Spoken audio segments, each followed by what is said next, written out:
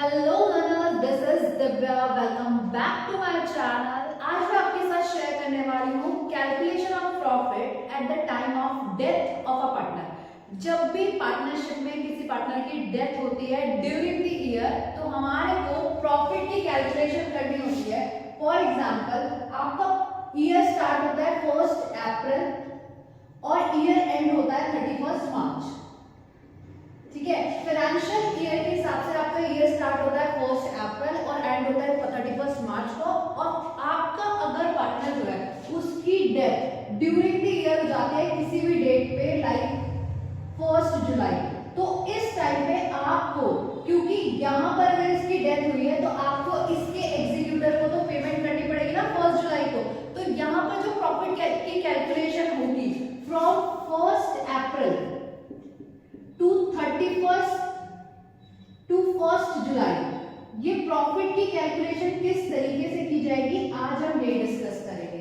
So without wasting any time topic को start करते हैं। और अगर आपको वीडियो अच्छी लग रही है, आपको लगता है कि आपको ये टॉपिक समझना है, तो प्लीज अपने दोस्तों के साथ भी शेयर करो। और चैनल को सब्सक्राइब नहीं किया तो must subscribe my channel and अपने व्यूज जरूर कमेंट में शेयर कीजिए।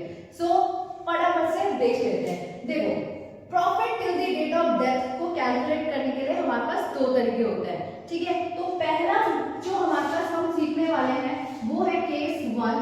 हम प्रॉफिट कैलकुलेट करते हैं टाइम के बेसिस पे। ओके, टाइम बेसिस का मतलब क्या हुआ?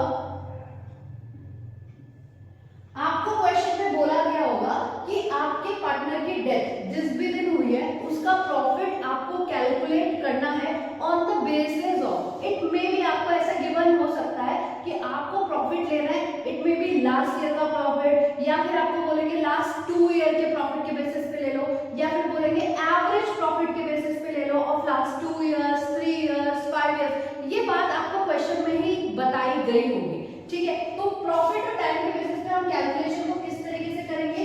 आप सिंपल फॉर्मूला अप्लाई करना, profit multiply by time. Time का मतलब अभी देखते हैं, multiply by share of a partner. Okay, तो बस आपको इतना सा फॉर्मूला फॉलो करना है और आपका आंसर आ जाएगा। Let's take an example. आपके पास 3 पार्टनर हैं, ए, बी एंड सी। हम अज्यूम करते हैं कि सी की डेथ हो रही है और इनका जो रेशियो है वो है 2:1। परफेक्ट। ओके, तो अब यहाँ पे आपको बोला क्या है क्वेश्चन में, सबसे पहले बात जो आपको क्या लेना है? प्रॉफिट। तो ये जो प्रॉफिट है आपको क्वेश्चन में बताया जाता है कि आपको लास्ट ईयर का प्रॉफिट लेना है। ठीक है, आपको एवरेज लेना है ऑफ 2 इयर्स। ठीक है, जैसा भी आपको क्वेश्चन में बोलेगा आपको वो प्रॉफिट ले लेना। मल्टीप्लाई बाय टाइम, तो टाइम हम कैसे देखेंगे? फ्रॉम अप्रैल टू जुलाई। ठीक है, तो अप्रैल, मई, जून, 1 जुलाई गिवन है, आप जुलाई को काउंट मत करना। इफ इट इज 31 जुलाई तो हम जुलाई को भी कंसीडर करते हैं, बट क्योंकि 1 जुलाई है तो हम जुलाई को कंसीडर नहीं करेंगे। अप्रैल, मई, जून, 3 मंथ्स हो गए हमारे पास, तो टाइम में हम क्या लेंगे? 3/12 मल्टीप्लाई बाय शेयर। अभी देखो 3 का शेयर कितना है?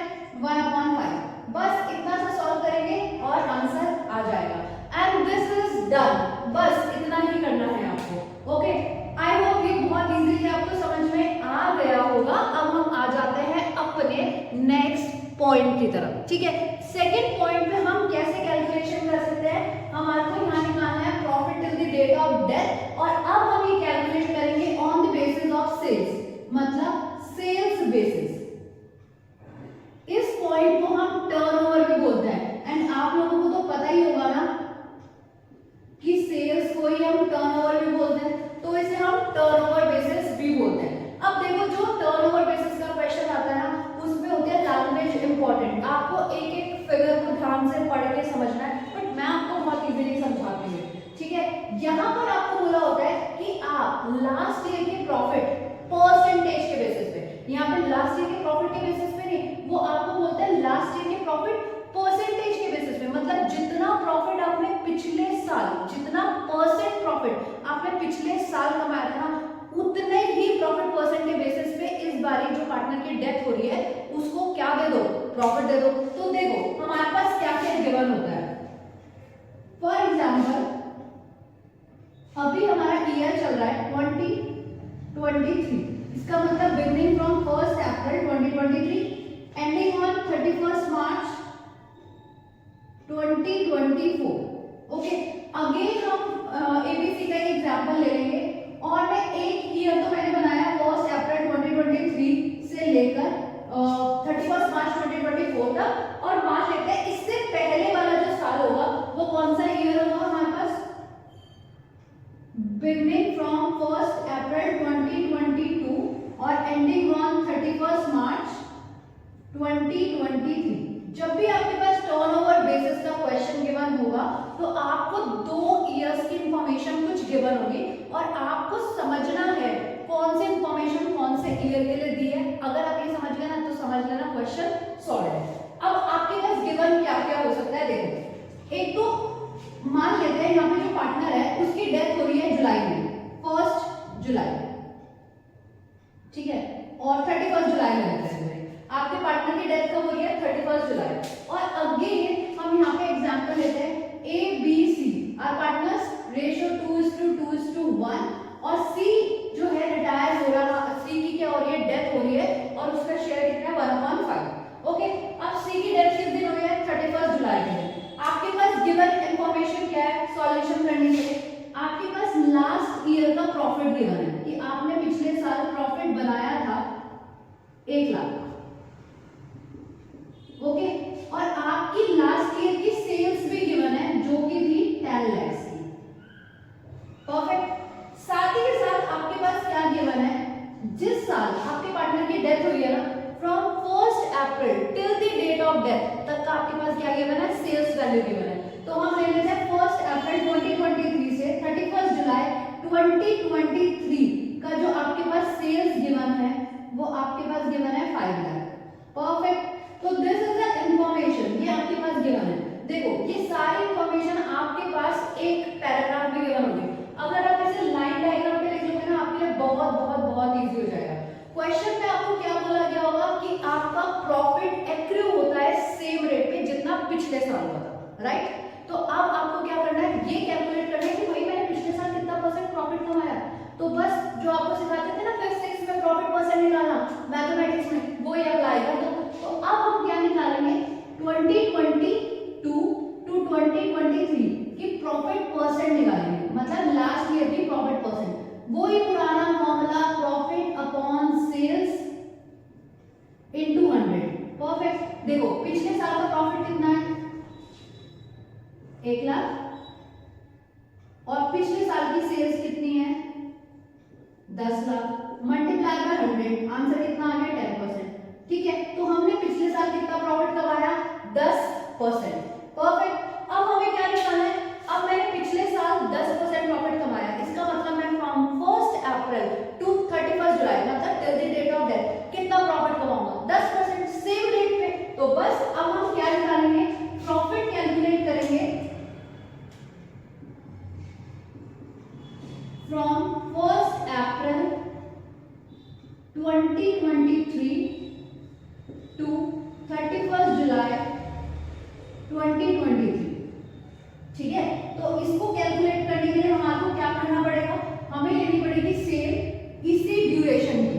ठीक है, क्योंकि हमें प्रॉफिट कब का निकालना है, 1 अप्रैल से 31 जुलाई तक का प्रॉफिट निकालना है। तो हम सेल्स भी कौन सी लेंगे, 1 अप्रैल टू 31 जुलाई वाले, 5 लाख मल्टीप्लाई बाय 10%, मतलब 10/100।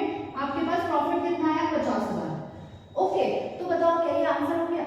क्या हम प्रॉफिट कैलकुलेट करने के लिए कैलकुलेशन कर रहे हैं 1 अप्रैल टू 31 जुलाई वाला, नहीं, हमें क्या निकालना है, सी का प्रॉफिट निकालना है। तो अब बस क्या करना पड़ेगा, सी के शेयर से, अब मेरे को क्या निकालना है, C share of profit from 1 April to 31 July. क्या करना पड़ेगा हमारे को, हमने प्रॉफिट लिया जो कि हमारे पास गिवन है, मल्टीप्लाई करेंगे सी के शेयर से जो कि है 1/5। ठीक है, 2 + 2 + 1 5। इसको सॉल्व करेंगे तो सी का शेयर कितना निकल गया, 10,000, है ना, बिल्कुल आसान।